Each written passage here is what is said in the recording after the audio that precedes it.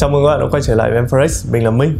Và nếu các bạn có nghe câu nói này của mình thì câu nói này đã lặp đi lặp lại đến hơn 700 lần ở trong 700 cái video khác nhau của mình tính đến thời điểm hiện tại trên YouTube. Và đến bây giờ mình nhớ lại chặng đường của mình khi mình mới bắt đầu làm cái YouTube này là nó khoảng từ tháng 12 năm 2019. Và đến thời điểm bây giờ nó đâu đấy nó phải là được khoảng hơn 2 năm rưỡi rồi. Một con số nó cũng khá là dài trong một cái hành trình. Tuy nhiên đến thời điểm này thì Forex đối với mình thì nó đã hoàn thiện xong cái công việc, nó hoàn thiện xong cái phần việc của nó. Và trong tương lai thì cái tên Forex nó sẽ không còn nữa và nó sẽ không còn đi với mình ở trong cái đoạn thời gian sau này nữa. Cái lý do thì có rất là nhiều lý do và có rất là nhiều những cái câu chuyện khác nhau mà mình muốn chia sẻ với mọi người. Đây nó không phải là một cái video buồn, thực sự nó là như thế. Nó không phải một cái video buồn, nó không phải một cái sự chấm dứt của Forex, cũng như là nó không phải một cái sự kết thúc của Forex theo một cái chiều hướng buồn. Mà ở đây thì mình muốn chúng ta bắt đầu với cái hành trình của mình. Đấy là vào thời điểm tháng 12 năm 2019 thì mình có cái ý định là mình bắt đầu làm một cái kênh YouTube. Và cái chủ đề chính của nó là chia sẻ những kiến thức cũng như là chia sẻ những kinh nghiệm của mình về cái thị trường này, thị trường tài chính quốc tế, và các bạn hay có cái tên gọi đấy là thị trường Forex. Lý do cơ bản nhất của mình và vẫn xuyên suốt từ thời điểm đó đến thời điểm hiện tại đó chính là mình nhận thấy rằng cái thị trường này nó có quá là nhiều những cái điều mà nó có thể làm cho mọi người bị thua lỗ, từ những cái hình thức lừa đảo trở nên rất là tinh vi, từ những cái câu chuyện tâm lý của mọi người mà bị FOMO, rồi mọi người đánh những cái lệnh mà nó không an toàn, từ những câu chuyện mà chúng ta không có kiến thức và chúng ta vẫn bước vào thị trường. Mình gần như mình thấy đây một cái thị trường nó phân mảnh khá là lớn và không có một cái nơi nào để giúp cho mọi người. Mình nghĩ là có thể tập trung được tất cả những kiến thức đó vào, có thể chúng ta được trao đổi với nhau. Và đấy chính là cái lý do mà từ trước nay Forex đã ra đời. Nó là một cái nơi để mình chia sẻ kinh nghiệm, chia sẻ kiến thức của mình về thị trường. Xong sau đó thì đến khoảng tháng 7 của năm 2020 thì lúc đó cái thời điểm mình đã có cái quyết định rất là lớn, cái bước ngoặt rất là lớn của mình ở trong cái quãng đời làm người trưởng thành. Đấy là mình đã quyết định mình nghỉ ngân hàng. Và đấy là quyết định thực sự rất là khó khăn và phải suy nghĩ rất là nhiều. Mặc dù trước đấy như các bạn đã thấy có những cái lần mình đã nghỉ xong sau đó mình lại phải quay lại ngân hàng để đảm bảo cuộc sống riêng, đảm bảo cái tương lai ở trước mắt. Nhưng mà đến thời điểm tháng 7 2020 là thời điểm mà tất cả mọi thứ nó đều khá là ủng hộ cho mình.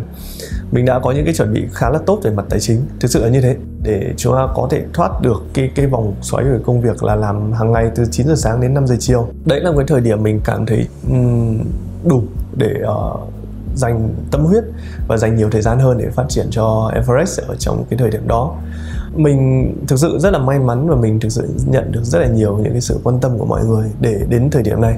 Khi mà mình làm cái clip này thì cái kênh YouTube của mình cũng như là những kênh gọi là để gửi những cái thông tin khác của mình đến cho mọi người, ví dụ như Telegram hoặc Facebook thì đều có những cái con số người quan tâm cũng khá là lớn. Đặc biệt là YouTube lên đến gần 95.000 người là một con số thực sự là rất là đáng mơ ước. Bởi vì như hồi xưa mình làm trong những ngân hàng ấy, thì những ngân hàng hồi xưa mình làm tổng số lượng cán bộ công nhân viên làm việc thì nó rơi vào những ngân hàng nhỏ thì có khoảng 3.000, 5.000, có những cái nơi lên đến 10.000 cán bộ công nhân viên. Nhưng mà đến thời điểm hiện tại thì của mình đã có đến gần đến 95.000, tức là gần 100.000, gấp 10 lần so với cái ngân hàng lớn nhất mà mình đã làm việc ở trong quá khứ. Và đây là một cái điều mình không có nghĩ đến được, mình không có nghĩ đến được. Và đến cái thời điểm hiện tại khi mà mình nhìn lại cái hành trình của mình từ những cái tập YouTube đầu tiên, đây là cái tập đầu tiên mà các bạn thể xem, thì đây gần như một hình ảnh rất là khác của mình, với người khá là rụt rè và khá là lo sợ trước ống kính. Các bạn không biết những cái tập đầu tiên mình quay rất là lâu và quay nó phải quay đi quay lại rất là nhiều. Và các bạn nhìn thấy là cái ánh mắt của mình nó không có nhìn vào trong cái camera nhiều đâu. Thực sự là hồi đấy rất là khó và nó một cái trải nghiệm mình nghĩ là mình không biết nói như nào. Có nhiều lúc mình đã muốn xóa những clip này đi để mình làm lại nguyên cái series bí mật Forex đấy, nhưng đến thời điểm hiện tại thì mình vẫn giữ lại. Rồi sau đấy là những cái câu chuyện của mình mà chia sẻ dài hơn. Ví dụ như ở đây câu chuyện mà về bờ khi mà đã cháy 50.000 đô là cái clip mà mình kể những câu chuyện, nhưng mà cái cách kể chuyện của mình lúc đó nó cũng khác với cái cách kể chuyện của mình bây giờ. Và như các bạn đã nhìn thấy thì cái bề ngoài của mình rất là khác so với bây giờ. Hồi đấy trông trẻ hơn rất là nhiều. Rồi cái nữa, cái clip mà mình được rất là nhiều người quan tâm với khoảng 300.000, 250.000 bạn xem. Đấy cái clip mà mình tâm sự cái mà sai lầm khi bỏ việc làm trader.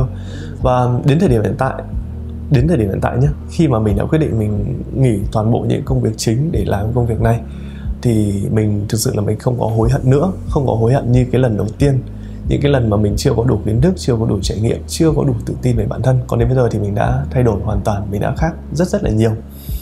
Và xuyên suốt với những quá trình đó thì mình cũng có thi thoảng bị kéo vào những cái drama nó không đáng có. Mặc dù mình cố tình là mình đã muốn tránh, mình đã muốn né những câu chuyện rất là nhiều. Ví dụ những cái bạn vào cái nhóm private của mình, từ những ngày đầu tiên bạn copy hoàn toàn những cái signal đó, copy toàn bộ những câu chuyện đó.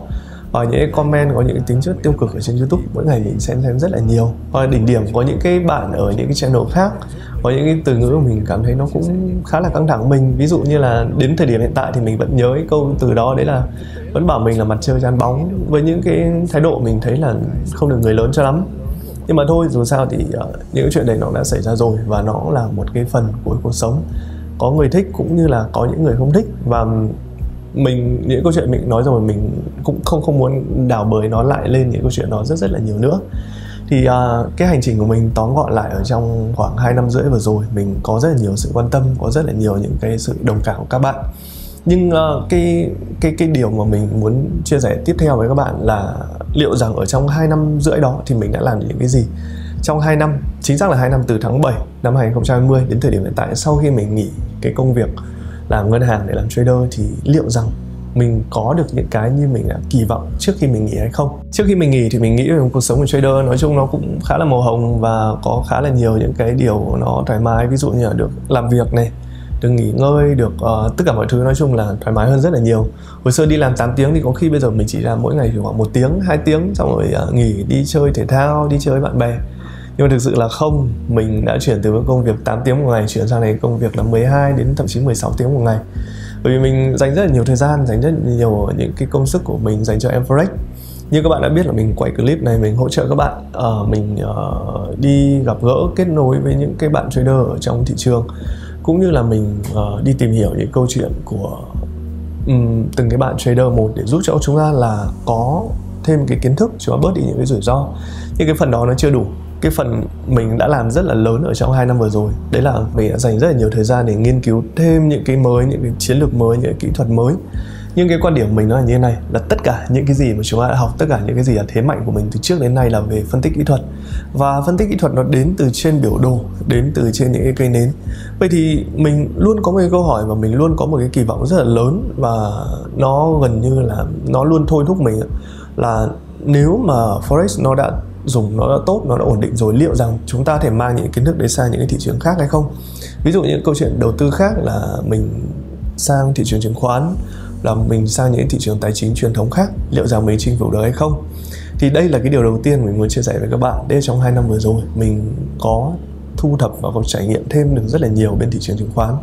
Và một cái điều rất là vui như các bạn sẽ nhìn thấy ở trên màn hình, đấy là những kiến thức của mình đã chia sẻ ở trong một cái số lượng giới hạn. Bởi vì mình không có quá là tự tin để chia sẻ những kiến thức về chứng khoán cho rất là nhiều bạn, mà mình chỉ bắt đầu với những cái người anh em, những người bạn bè thân quen của mình để đưa ra những cái nhận định, cũng như là đưa ra những cái lời khuyên cho họ. Có thể là mình là một người may mắn khi trong vòng 2 năm vừa rồi thì Covid, nhưng mà nó cũng là một cái năm rất là bùng nổ của thị trường chứng khoán. Và có rất là nhiều bạn cũng đã có được những cái kiến thức tốt hơn từ thị trường chứng khoán. Và đến thời điểm này mình đã khá là tự tin với cái điều đó, và mình muốn mở rộng thêm những cái kiến thức mình để chia sẻ cho bạn về những cái thị trường mới. Ví dụ như về thị trường chứng khoán này, về thị trường trái phiếu. Chúng ta có rất là nhiều những kênh chúng ta đầu tư khác, thay vì chúng ta chỉ tập trung vào Forex.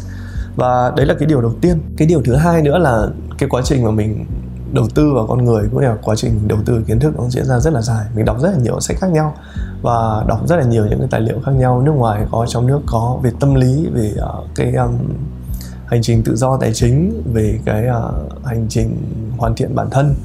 Nói những câu chuyện đấy có thể nghe nó rất là xa vời và rất là viển vông, nhưng mà nhiều cái mình đã ngộ ra những cái câu chuyện thực sự mình phải thay đổi bản thân.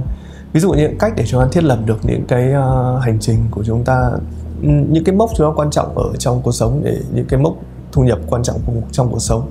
Chúng ta nên làm gì, chúng ta nên có những cái sự chuẩn bị gì để chúng ta có những cái điều đó. Thì đấy là cái thứ hai. Còn cái thứ ba nữa là mình cũng có, thực sự mình khá là tham vọng ở trong cái thị trường này là mình có rất là nhiều những kênh đầu tư khác. Và thực ra là mình chưa có nhiều thời gian mình chia sẻ cho các bạn là cái nguồn thu nhập của mình ở thời điểm hiện tại nó đến từ những nguồn nào. Đó chính là thay vì cái công việc của mình là trade như các bạn đã biết, công việc của mình đến từ cái việc mà chia sẻ kiến thức như các bạn đã biết, thì mình có những kinh nghiệm của mình riêng cá nhân của mình ở trong những lĩnh vực khác, ví dụ như là thuê và cho thuê bất động sản.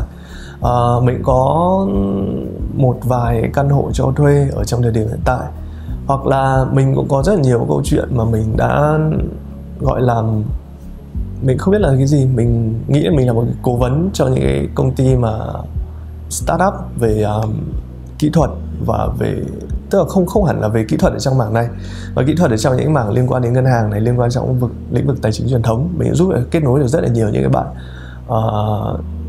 cái bạn có ý tưởng tốt ấy, mà giúp cho bạn gọi được những cái khoản vốn rất là lớn. Thì cái hành trình giúp đỡ của mình với mọi người, mình nghĩ là nó sẽ không chỉ dừng lại ở trong riêng mỗi cái lĩnh vực Forex, mà chỉ vì từ trước đến nay là mình chỉ tự tin vào cái lĩnh vực đó thôi nên mình mới chỉ dám chia sẻ kiến thức cho các bạn.